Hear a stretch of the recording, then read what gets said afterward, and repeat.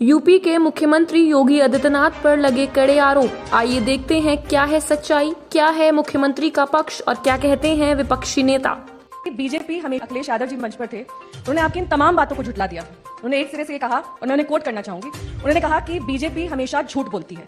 बेरोजगारी के मामले में उत्तर प्रदेश नंबर 1 है, कुपोषण के मामले में उत्तर प्रदेश नंबर 1 है, भूखमरी से मरने वाले मौत के आंकड़ों में उत्तर प्रदेश नंबर 1 है। आपकी सरकार ने एक भी बिजली का प्लांट नहीं लगाया, आपकी सरकार ने किसानों की कर्ज माफी नहीं की, आपने सिर्फ शिलान्यास अपने नाम किए हैं, अभी तक उद्घाटन नहीं कर पाए किसी भी चीजों का। 4.5 साल का वक्त था आपके पास, और खास तौर पर उन्होंने पूर्वांचल एक्सप्रेस वे का नाम लिया। उन्होंने कहा कि कुछ चीजों का क्रेडिट ये सिर्फ सरकार लेती है, शिलान्यास हमने किए, काम हमने किए, उद्घाटन करने योगी जी पहुंच गए।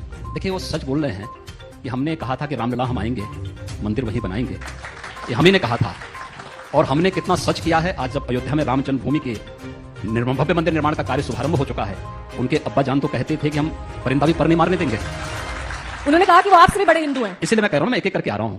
सच कौन है और झूठ कौन है, ये दुनिया जान रही है। हमने 1990 में भी कहा था कि जहां रामलला विराजमान है वो राम जन्मभूमि है, वहां भव्य मंदिर का निर्माण होना चाहिए। इन लोगों ने तब स्वीकार नहीं किया, तब राम भक्तों पर गोली चलाई। हमने तब भी जो बात कही थी, हम आज भी उस पर अडिग थे। आज अयोध्या में भव्य राम मंदिर का निर्माण का कार्य प्रारंभ हो चुका है। अगले 3 वर्ष के अंदर आप देखेंगे भव्य राम मंदिर दुनिया के सामने आएगा। एक दूसरा, किसानों का कर्ज माफ हुआ है या नहीं हुआ है, यह हर व्यक्ति जानता है। 86 लाख किसानों का कर्ज माफी का कार्यक्रम, हो सकता है कि उनके माननीय सांसद और विधायकों को इतनी फुर्सत न मिली हो, लेकिन भारतीय जनता पार्टी का एक एक सांसद और विधायक अपने हाथों से वह सर्टिफिकेट एक एक तहसील और विकासखंड स्तर पर कैंप लगा करके वितरित किया है, और यह प्रदेश के अंदर हुआ है। पूर्वांचल एक्सप्रेसवे समाजवादी पार्टी के बेईमानी और भ्रष्टाचार का एक जीवंत स्मारक बनने जा रहा था। 340 किलोमीटर लंबा इस एक्सप्रेसवे के निर्माण के लिए जिन्होंने उस समय बिड्स जारी की थी, वह थी 15,000 करोड़ रुपए का। और जब ये हमारी सरकार आई तो मैंने इस बारे में पूछा कि भाई आखिर कार्य क्यों प्रारंभ नहीं हुआ, क्योंकि मार्च में हम लोग आ गए थे 17 में। मैंने मई में इसकी समीक्षा की, कार्य नहीं हुआ था, प्रारंभ नहीं हुआ था। तो मुझे बताया गया साहब इसमें तो अभी जमीन ही नहीं ली गई है।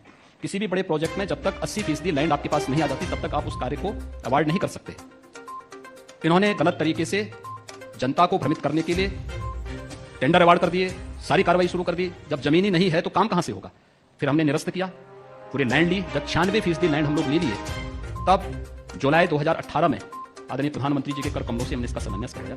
आज हमने पूर्वांचल एक्सप्रेसवे के कार्य को हम इस महीने के अंत तक कंप्लीट कर लेंगे। बुंदेलखंड एक्सप्रेसवे, अब ये बोल सकते हैं कि हमने भी सपना देखा था। उन्होंने कहा कि रिकॉर्ड टाइम में हमने यमुना एक्सप्रेसवे बनाया, लेकिन योगी जी के कार्यकाल में जो आउटर रिंग रोड का काम होना था वो हो नहीं पाया। यमुना एक्सप्रेसवे वो नहीं बनाए थे, उनकी बुआ जी बनाई थी।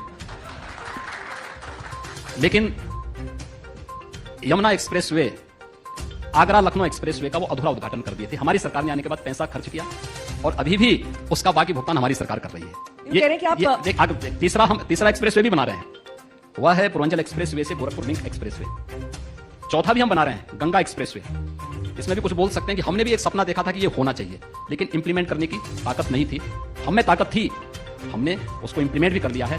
90% से अधिक लाइन हम ले चुके हैं, और गंगा एक्सप्रेसवे का भी हम बहुत शीघ्र शिलान्यास करने जा रहे हैं। ये भी हम करने जा रहे हैं। इसके अलावा मार्च 2017 के पहले उत्तर प्रदेश का एक भी सिटी मेट्रो से नहीं जुड़ा था। ये भी मैं आपको बता दूं, आज हमारी 4 सिटी मेट्रो से जुड़ी हैं। 2 को हम नवंबर 21 तक कानपुर और आगरा में भी मेट्रो का संचालन कर लेंगे। हमारा कार्य युद्ध स्तर पर चल रहा है।